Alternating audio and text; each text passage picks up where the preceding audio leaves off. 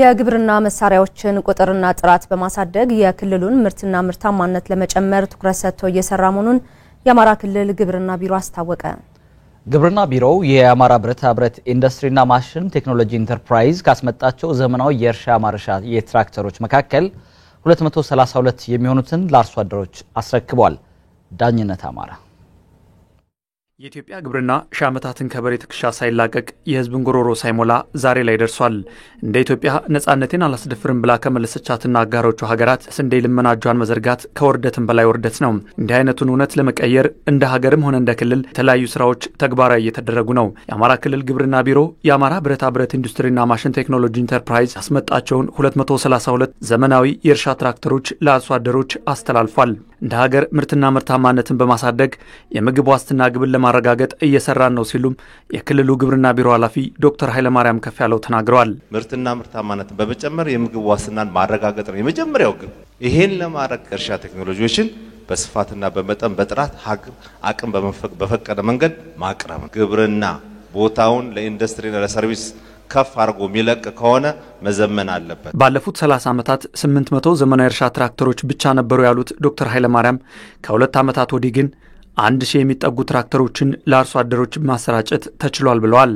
ዘመናዊ የእርሻ መሳሪያዎችን መጠቀም ምርታማነትን መጨመር ብቻ ሳይሆን ምርት እንዳይባክን የማይተካ ሚና ስላላቸውም ጭምር ነው። በዘር ከተሸፈነው ውስጥ ከ4.8 ሚሊዮኑ 23 ሺህ ሄክታር አካባቢው ብቻ ነው በትራክተር መሸፈን ይቻላል። ይሄን ስታወጡት 11% በጣም ትንሽ ነው። አሁን ባለው ከፍተኛው የምርት አሰባሰብ ከ90% በላዩ በጉልበት በሰው ኃይል የሚሰበሰብ ምርት ነው። ከ30 እስከ 25% ምርት ብክነት አለ። እሱን አውጣችሁ ከተገኘው ምርት ጋር ስታነጻጽሩት 42 ሚሊዮን ኩንታል የምርት ብክነት ያጋጥመናል። ይሄን ብክነት ለማስቀረት የእርሻ ቴክኖሎጂን እንደ አማራጭ መጠቀም ወደ ገበያው ማምጣት ተገቢ ነው።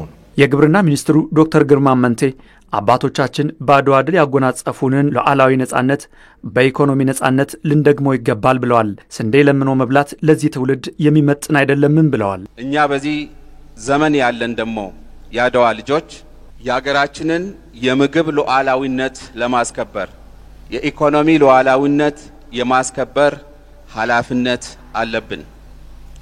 አገራችን ኢትዮጵያ ያድዋ ልጆች ስንዴ ለምነን መብላት ስንዴ ገዝተን መብላት አይመጥነንም። ይሄንን ታሪክ ለመለወጥ ግን በተለመደው መንገድ ብቻ ሄደን ሰርተን መለወጥ አንችልም።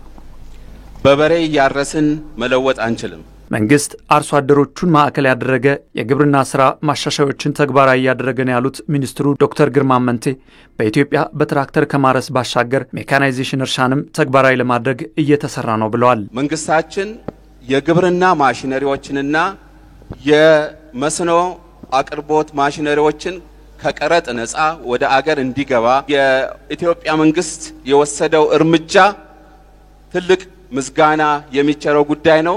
እንደ ኢትዮጵያ ከምናርሰው መሬት በሜካናይዜሽን በጥቂቱም በትራክተርም ቢሆን እየታረሰ ያለው 22 ከመቶ ብቻ ነው። በአሁኑ ሰዓት 6.1 ሚሊዮን ሄክታር በኩታ ገጠም ተደራጅቷል። ይሄ የአገሪቱን ከሚታረሰው መሬት 45 ከመቶ ነው። ቢያንስ በኩታ ገጠም የተደራጀውን መሬት ሜካናይዝ የማድረግ ስራ በቀጣይ ትኩረት ሰጥተን የምንሰራው ይሆናል። የአማራ ክልል ርዕሰ መስተዳድር ዶክተር ይልቃል ከፋለ በምግብ ራሱን ያልቻለ የኢኮኖሚ አቅሙን ያላጠናከረ ሀገር ሉዓላዊነቱ ጥያቄ ውስጥ ይገባል ይላሉ። ለዚህም በክልሉ የግብርና አብዮትን ተግባራዊ ለማድረግ እየሰራን ነው ብለዋል። አንድ ሀገር ደግሞ በምግብ ራሱን ካልቻለ ነጻነት አለኝ ሉዓላዊነት አለኝ ማለት በጣም ከባድ ነው። የዛሬው ስነ ስርዓት የሚያሳየኝ በአማራ ክልል በግብርናው አካባቢ በተለይ በሰብል ልማት አብዮት ላይ እንደሆነ ነው። የዱቄት ፋብሪካ፣ የዳቦ ፋብሪካ፣ የመካሮኒ ፋብሪካ፣ የፓስታ ፋብሪካ፣ የብስኩት ፋብሪካ አሁን ግባት አላቸው። እነሱ እንዲሰሩ አደረጉ ማለት ነው። ይሄ በአርሶ አደሩ ምርት የተመሰረተ ፋብሪካ ነው። አርሶ አደሩ ቴክኖሎጂና ጊዜን በአግባቡ እንዲጠቀምና የእርሻ ስራ በእውቀት እንዲመራ በማድረግ ተወዳዳሪ መሆን ያስፈልጋልም ይላሉ ርዕሰ መስተዳድሩ ዶክተር ይልቃል ከፋለ። ለምንድን ነው ተወዳዳሪ ያልሆነ?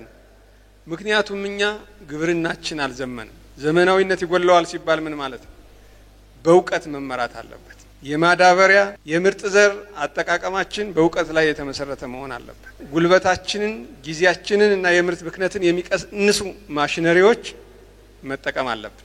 ትራክተር፣ ጸራረም ኬሚካሎችን፣ ኮምባይነር መጠቀም አለብን። እንደዚያ ከሆነ የምርት ብክነት አይኖርም፣ ጉልበት አይባክንም፣ ጊዜ አይባክንም፣ ምርት አይባክንም።